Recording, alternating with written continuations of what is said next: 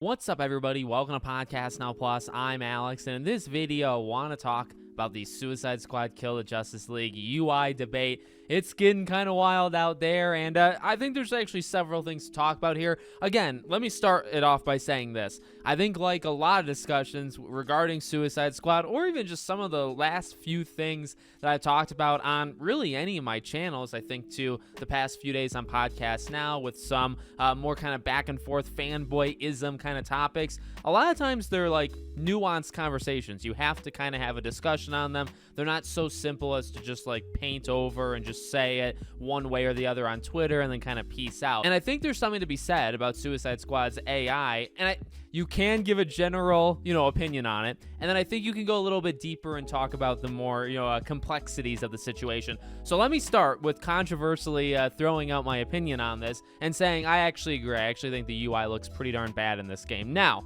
few things to throw into it. Number one, from what has been reported, the UI is adjustable. You can adjust the UI to your preference and be able to eliminate a lot of the things that you see. Secondly, it's getting a lot of comparisons to other games, and people are going after things like Baldur's Gate. I've seen Xenoblade Chronicles 3, which is a really odd one personally that I've seen the comparisons to. You're seeing a lot of that stuff. So let me first show you, in case you didn't see, what the Suicide Squad, what does the UI actually look like, all right? So let's look at it. So a general thing you can say is there's just way too much going on, right? Now, yes, as these pictures progress, there's a lot literally going on the screen. Like there's explosions and there's shards and there's all this different stuff. The issue is the entire outline of the screen, right? So it's a square, rectangle, whatever you want to say. And throughout that, every side of it is packed with something. Now, being able to get rid of these things is something you definitely have to say.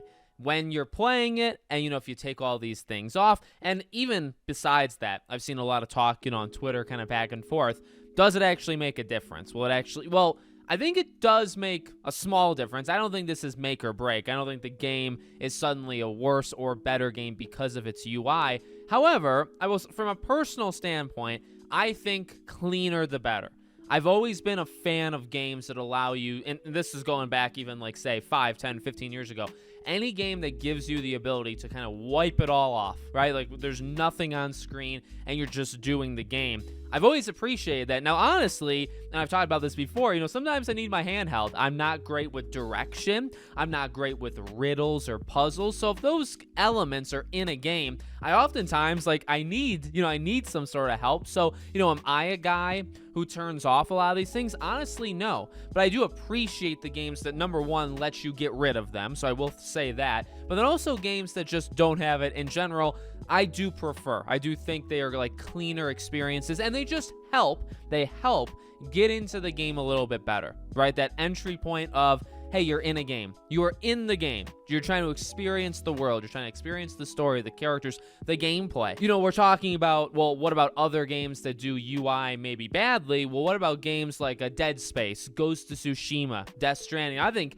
Ghost of Tsushima is a phenomenal one, right? That one's a good example of trying to go as minimalist as possible and trying to incorporate as much as you can with direction into the actual game, allowing the objectives to speak for themselves, allowing the wind to show you where the next destination, right? Things like that. I really appreciate that. Now, again, does that make Ghost of Tsushima? It's definitely a positive element of it. I think it helps it be an amazing game. Is it the quality that makes an amazing game? No. And so, again, I just want to kind of throw it out there. However, I'm going to be, subjective. I'm going to give you guys my personal opinion. No, I'm not a fan of this. Now, you can say, well, it depends on the game. And that's what I've seen the defenders or attackers, I guess, going after Baldur's Gate and Xenoblade Chronicles. The thing for me is simply this. I think it's just unnecessary. I think there's literally unnecessary elements to the UI. You look at a Xenoblade Chronicles 3, and I'm actually going to kind of defend it. I'm not looking to attack it. Now, granted, I haven't played it. I think a lot of people going after the game have not actually played, so, we're kind of all in the same boat. But from what I understand from reading about it, it looks like a lot, but number one, most of it that you see on screen is actually your party members, right? There's, I believe, 7 party members on there, so the main thing that takes up the most screen space is actually just monitoring your entire party. It's the game's like mechanics that you have a big party, right? Suicide Squad, you got the 4 of you, and I would say actually very little of the UI is actually caring about monitoring them, right? In fact, I think that's actually a thing you can get rid of. If you look at the right middle, far right in the middle of it, it's the tracking of the different Suicide Squad members with their points.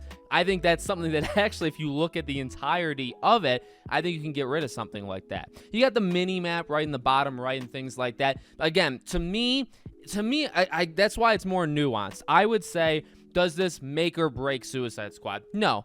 Do I, factually, like my own self, do I not like it? Yes. Can you turn it off? Yes. Why is it not good? Well, I think it's literally because, number one, there's too much stuff going on. Not just even necessarily in the game. I think actually at times there can also be too much stuff going on in the game. But literally just when you're looking at the screen, there is way too much there. Way too many things that are monitoring or showing you there, whatever it might be. And now, can you get rid of all of it?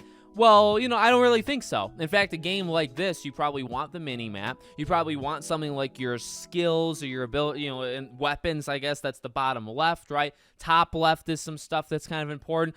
You got like objectives, and the top middle tends to be like the enemy health. You kind of want that there, right? Like there are things that are, you can't move them. And you would expect that from a game like this, right? Again, that is where I do think there are valid points to, well, UI depends on the game. Different games are gonna have different models, right? Like a game that, again, the Dead Space kind of idea. You do not, if Dead Space had this, then it would get blasted, right? Because there's just no need for it. So I guess the argument then is Suicide Squad the type of game that actually needs something to be filled out as much as it is? And I think, my personal answer is no. It's not that kind of game. And even if it was, and it needed a lot of stuff, which it does need some stuff, but doesn't need all of the stuff, no. I think there's definitely things that you can remove. And like I said, the pro to it, or the thing that, is sometimes being dropped off the conversation here, you're going to be able to customize it. Now,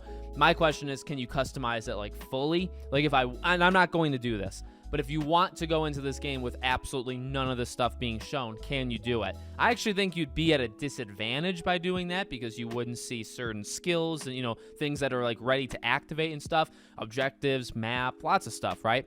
You would be a little bit behind in that department. Some people like that though. Like that's a genuine thing. So can you do that? And I guess, will people do that? Can you really pick and choose? Can it get almost to like the minute details of like, okay, can this one thing be toggled on and off? Can this other thing be toggled on and off, right? I've talked about it before where like, in a game like this, I actually don't mind, but like the number poppings, or I guess like maybe like hit points, right? When you're shooting at enemies, or Gotham Knights have this, right? When you're beating them up and the numbers kind of, flow out of them. Some games, like this is my own personal opinion, I do like it in some situations. Like a Borderlands, I think it works. It depends on the game for me. And I don't even know what I don't know. You can call me a hypocrite or whatever. I really don't have criteria for it. I kind of just look at the game, and maybe if it's the right genre, like RPGs or JRPGs, like that obviously makes a lot of sense. But sometimes, like a Gotham Knights, or even Hogwarts Legacy, I also did not want the hit points popping off of enemies. It just, to me, it doesn't look good. It didn't kind of fit the vibe. Well, that was able to be toggled on and off, which I was very thankful for, because I just didn't want to do it. So, that is important to throw out, as we keep saying. And like I said, I do think this is a little bit more of a nuanced conversation than just saying it's garbage, or just saying, people are being too, because I think, again, much like everything with this game, you're really getting two camps. What I have seen is you're seeing, there's probably more than two, but you're seeing people that are like going at it. And then I think some defenders of it, what the responses I've seen have been, oh, like these people are, like, you're just targeting. You're just kind of like pulling a name out of a hat and going after that thing. You don't care about the UI, or it's really not all that important, but that's like today's attack topic on Suicide Squad. And that's some of the defense that I've seen. And there have been some people attacking it just to attack. Like that some of that is actually right. Again, where I'm coming from is I think you actually can say it looks bad. It does. It's a really bad looking UI. There's too much going on. But then it's more like, well,